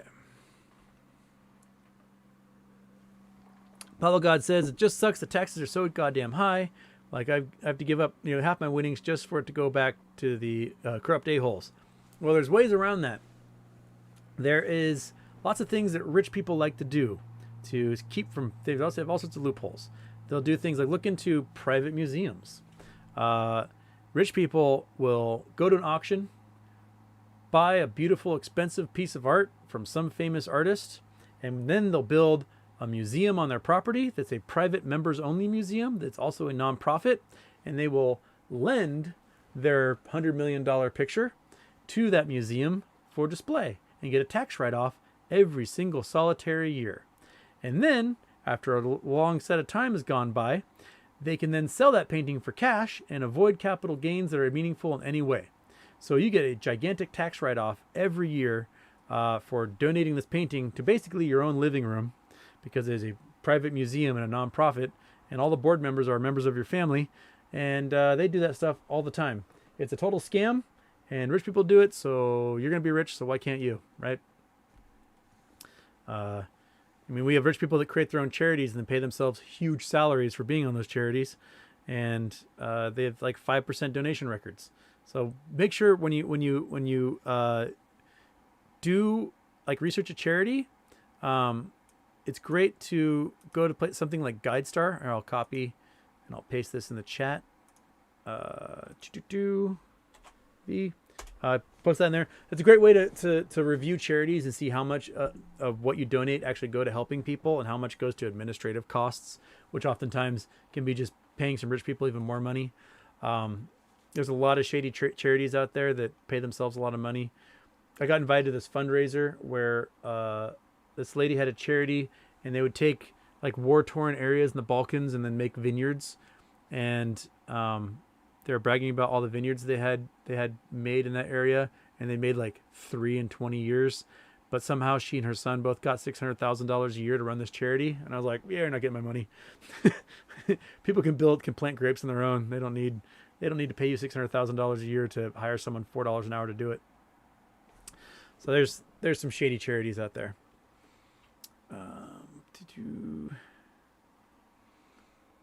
Oh goodness, holy smokes, we're at almost $2,000. We're at $1,900. This is wild. Okay. So anonymous donated. Anonymous. Josh Pet Pals Tennessee donated. Thank you, Josh.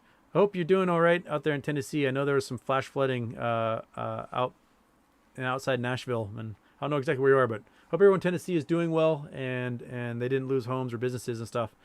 Yeah, I just was learning about that last night. That's wild what happened there. Dan Bustil, thank you so much.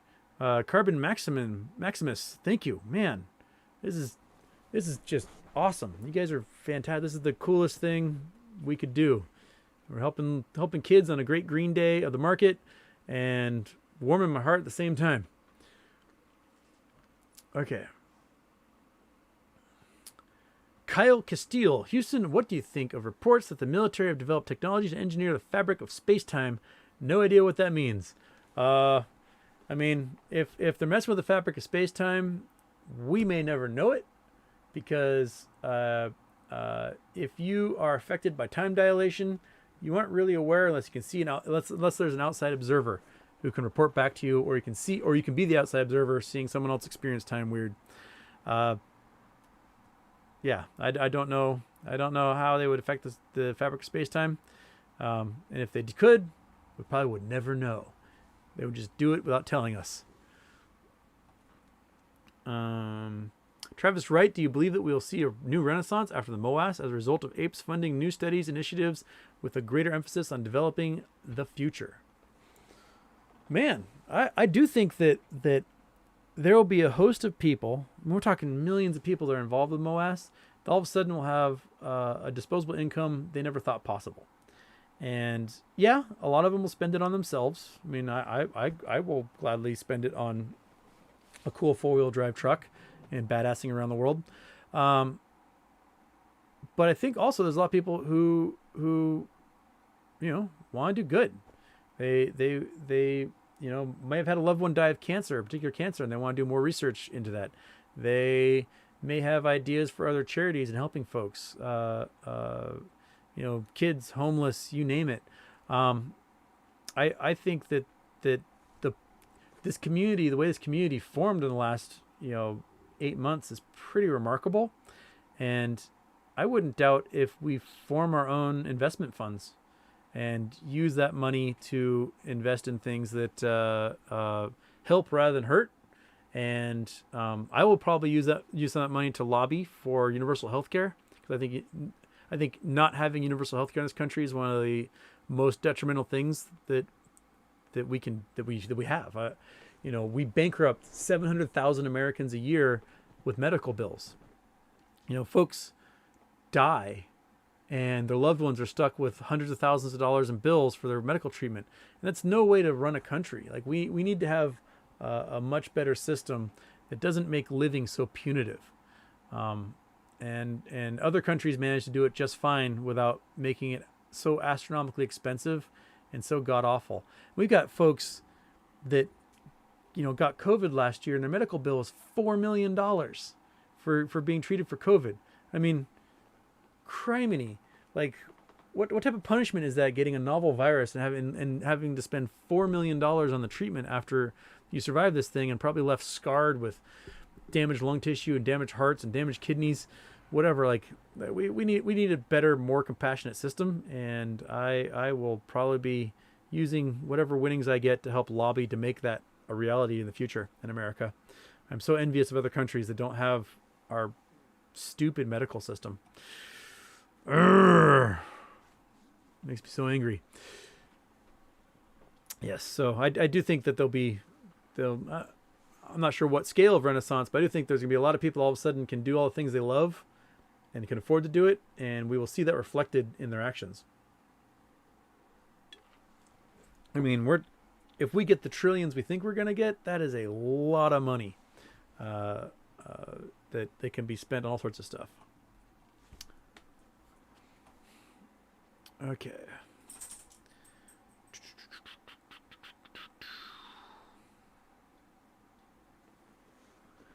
Bluefish Caves in Yukon Territory. Proof for people being the oldest in America. So this is Dana says, my people still remember hunting mammoths and have led scientists to their fossils. Look up Bluefish Caves in Yukon Territory for proof of our people being the oldest in Americas. Bluefish Caves.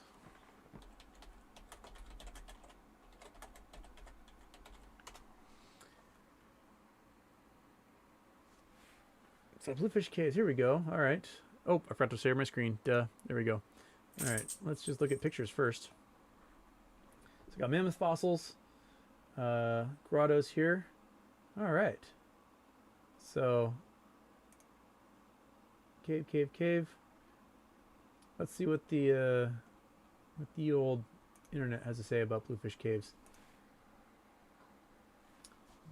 The story of Jacques Sikmars and the Bluefish Caves shows how toxic atmosphere can pose scientific progress. Okay. It's probably a more human story about a human interest story than it is about the science behind it. But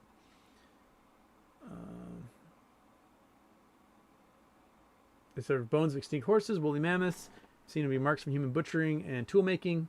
Rabies carving desks dated the oldest finds to around 24,000 years before present. Dang, that's a lot earlier. Because the prevailing theory is that humans came over in the land bridge. If we bring up Google Earth here. So this is what they taught us in school. That, this area between the Bering Sea and Russia, we get things north here. It's only like 30 feet deep here. It is very, very shallow in this area. And so when the sea level drops, because lots of ice formation, you have a land bridge between these two continents, which, I mean, technically they're kind of the same plate. If you look at it, there's really no seam between these guys. This is all one giant supercontinent. And that humans came from Asia over to North America. Now there's a couple of things, like I guess like Bluefish Caves, that shows that people came much earlier. But there's also a native people, and I don't remember their names, down in Tierra del Fuego, all the way down here, that there's archaeological findings that date back like 30,000 years. And their language group is so vastly different from any of the native peoples in the rest of the Americas that they think that they might have been a first wave that came down. And they may have followed megafauna all the way down here. And then like the Gaelics and the Celts got pushed to the far reaches of the South American continent when successive waves of people came down. So it's pretty wild. They could have had people that came one ice age prior. Came in here, followed megafauna all the way down, ended up in the tip of South America, and then a whole new wave came in after that, and that's where the bluefish peoples could have come from. Another wave came after that, and that's where we may have gotten like Kennewick Man in the groups that.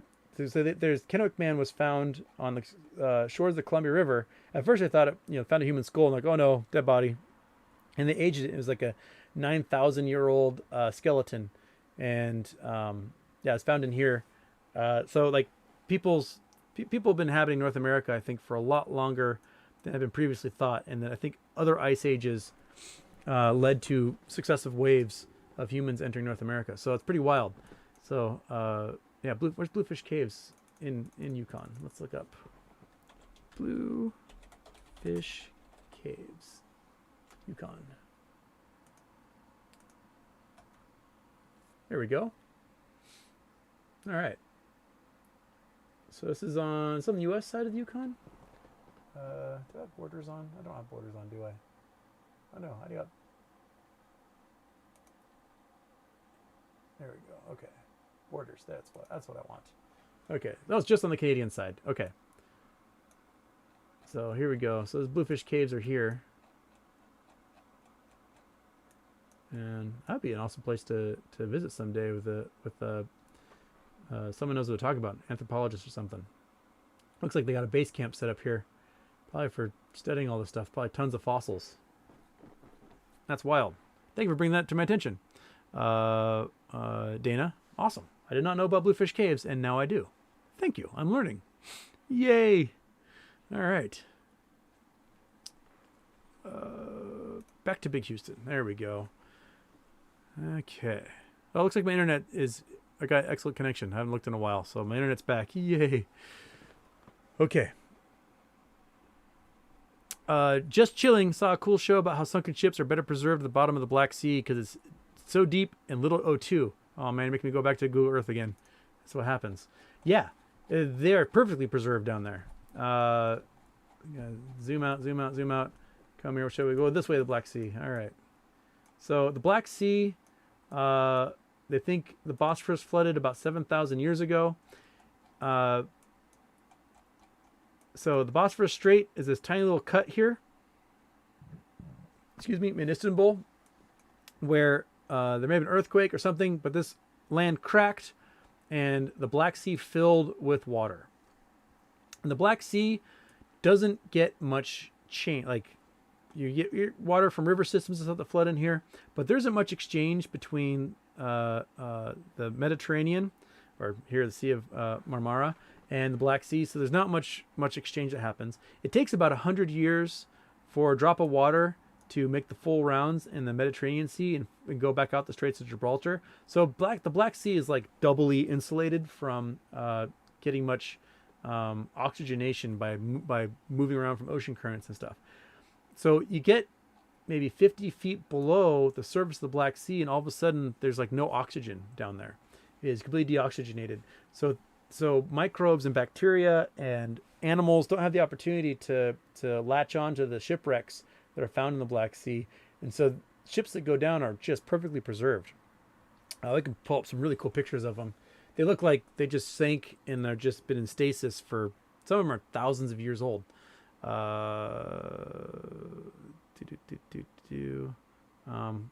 Where is Chrome back? Take Google Earth off. Oh, go away, Google Earth. Go away. There we go. Back to Chrome.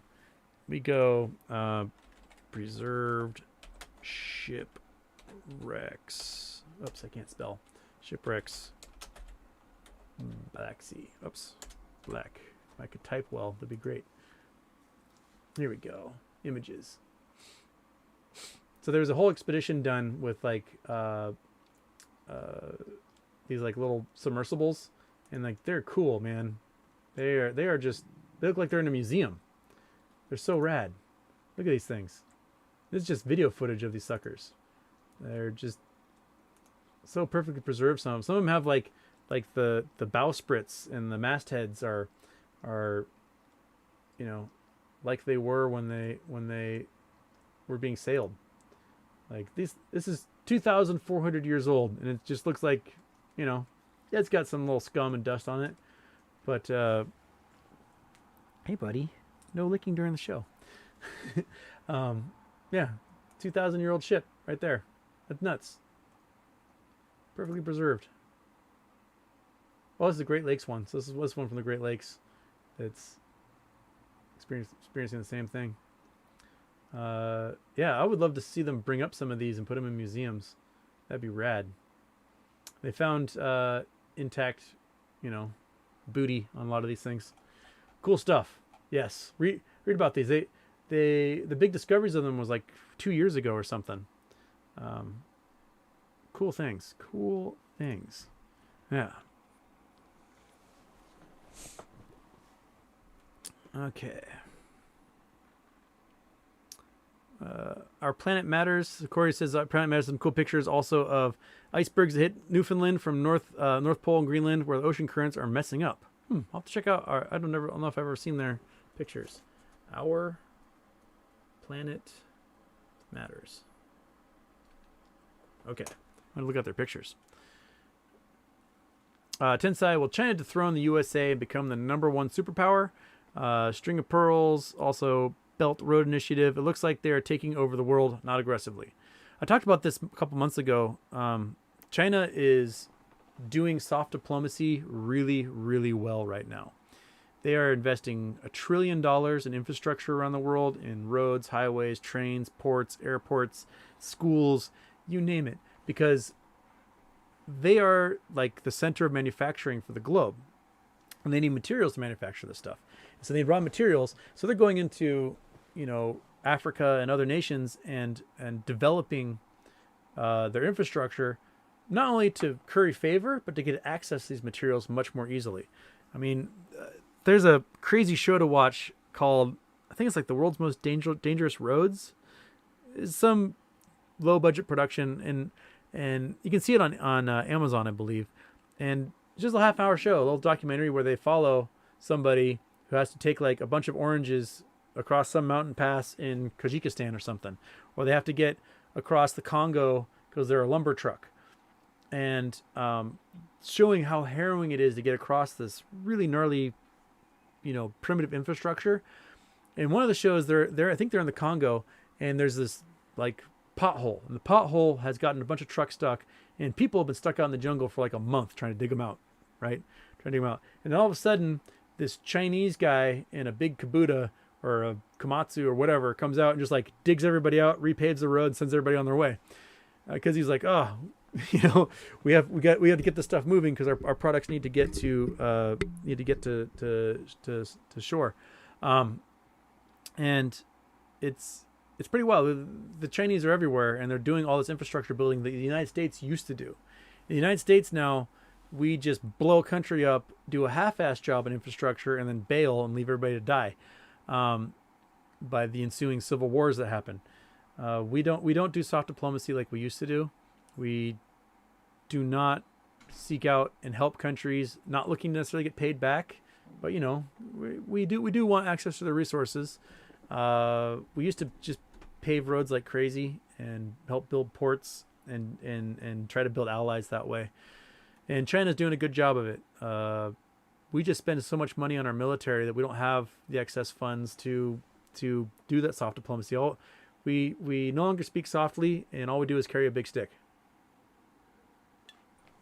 So yeah, China, they've got the economic growth. They've got the right idea. No matter what you think of their policies or government, their international diplomacy in this way is absolutely beating us hands down. Keith Holmes, I've been looking at yachts lately for some reason. Yeah, look at this. Look up Pernani Navi, Pernini Navi, not yachts. They are Pernini Navi. Sorry, Perini Navi. These are the biggest sailing ships in the world, and they are gorgeous. This looks like a normal sailboat, but it's like 300 feet long. They are absolutely nuts. They have sailboats that can have like helicopters and things. They're like the biggest sailing ships in the world. That's, if I were a cantankerous megalomaniac billionaire, I would definitely get one of these and Yeah, my friend's uncle, I think it was Roxport Shoes that he founded, and they sold it to, I don't know, this is like 1990. They sold it for several $100 million to like Nike or Reebok or someone. And he took that money and he had built what was at the time the largest private sailboat in the entire world. And then all of his friends and family retired with him. And for the last 30 years, they've just been continuously sailing around the world nonstop, having the time of their lives. And so when I was like, I must have been 14 or so, eighth grade, the ship came to Bainbridge, came to my home, and was anchored and like made the ferry boats, which are 400 feet long, look small. And we got to take a tour of the ship, and like you're opening up hatches, like, oh, there's jeeps. Oh, there's a whole bunch of jet skis. Oh, there's like surfboards and lasers. Oh, there's, it was nuts. And they'd sail around the world, and every 2 years take it back to Copenhagen to get some sort of retrofit, and then go sailing again. What a life! Like, why not? If you can be a megalomaniac billionaire, get it done. Go enjoy the oceans and go sailing. I love it.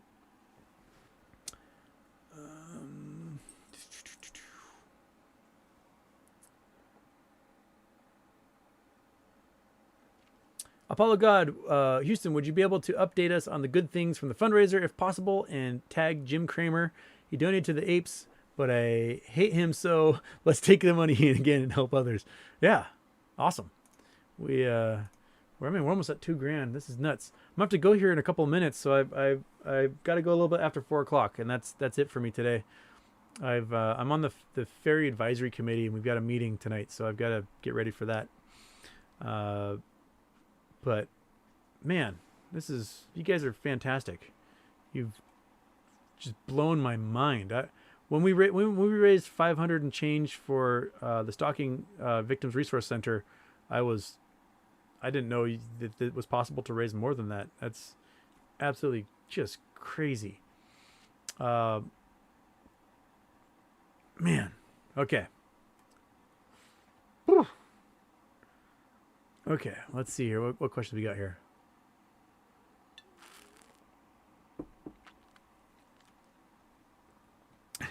Seriously, someone mentioned more than welcome to be like that movie with Ryan Reynolds where he becomes super rich and starts a vigilante organization.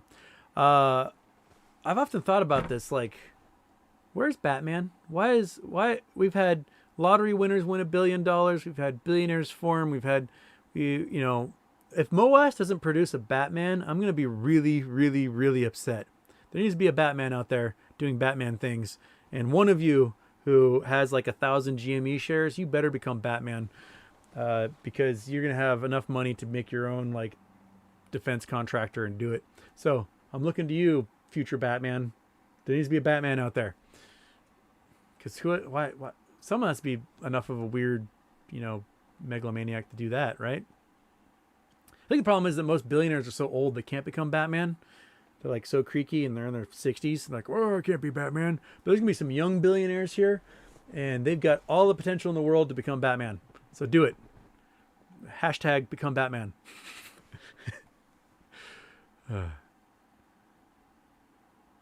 Bill Coin says, future plans after the squeeze, become a ghost, travel with a minimum of items, don't tell anyone my worth, relax to other countries, meet new people, make friends. That sounds like as good a plan as any right there.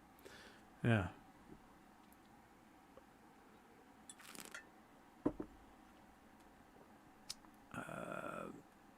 Michelle Julian says, do you think MOAS could occur anytime soon? I hate to sign dates to things, but the way stuff is lining up for September makes me think that if we're still popping, when the stock market takes this big old hit from the debt ceiling crisis and Delta variant and others, that might be our window.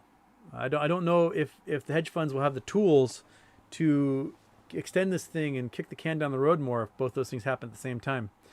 So I've got my fingers crossed. I'm hoping that this sucker goes bonkers here. All right. Oh my goodness, we crossed 2,000. This is awesome. That's a good note. I'm at 4:00. I got another minute here.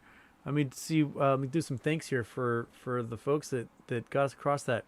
So, see, Carbon Maximus was the last one there, and then Joss Lechasseur. Am I saying that right? I hope I am. Thank you.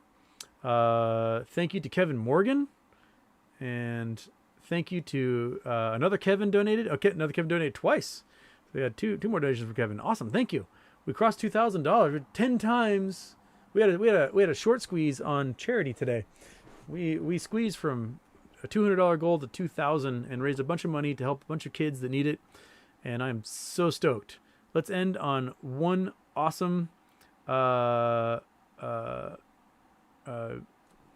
more awesome question here, and let's see what we got that I can end today's show with.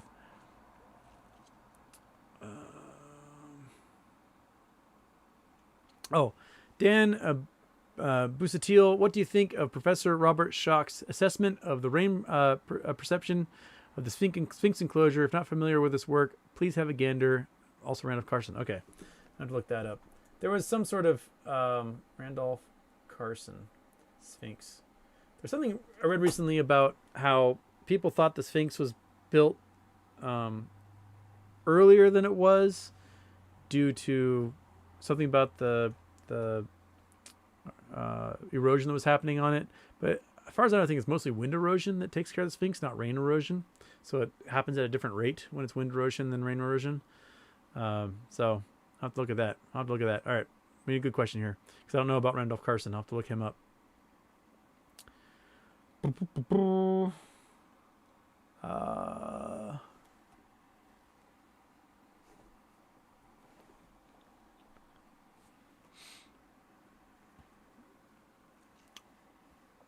right. Okay, Apollo God asks, would you like to start a space exploration company with me and other apes and get to the moon before Musk and Bezos and take the helium-3 and help the planet as well as a side hustle? Yes. Let's do it. I've had a couple people approach me about the possibility of making a space company, and we will have more money than Bezos and Musk and the government combined to do it. So why not? We can hire away all their engineers, and we can make an employee-owned company, so that anything that's mined on the moon goes back to the workers. Why not? Helps humanity in the process, and I'm for that. Let's make a space company. Let's do it. Let's mine space. All right. Okay, everybody.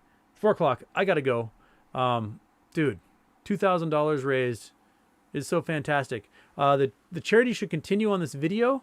So if people watch it later and they get ads, the ad revenue should go to the charity as well. So basically, we've raised more. I think I usually get another 6,000 views or so. So that should be about $600 more dollars. No, $60 more dollars. No, wait, that's math on that. Yeah, it'll be like $60 to $100 more dollars. They'll get raised on top of that. So unless there's more viewers that happen to watch our Tuesday show. My regular show should be tomorrow at 12:30. Hopefully the stock market's still going absolutely bonkers for us, and we have lots of good news to share. Thanks everybody. This was a fun couple hours, and we raised a whole bunch of money for a really good cause, and awesome. Way to go, everyone. Thank you. Enjoy your day. I'll see you tomorrow. Hopefully we'll see much more green candles tomorrow. All right. Thank you. Oh, I got to do my thing. Do my thing. Make me happy. Bing!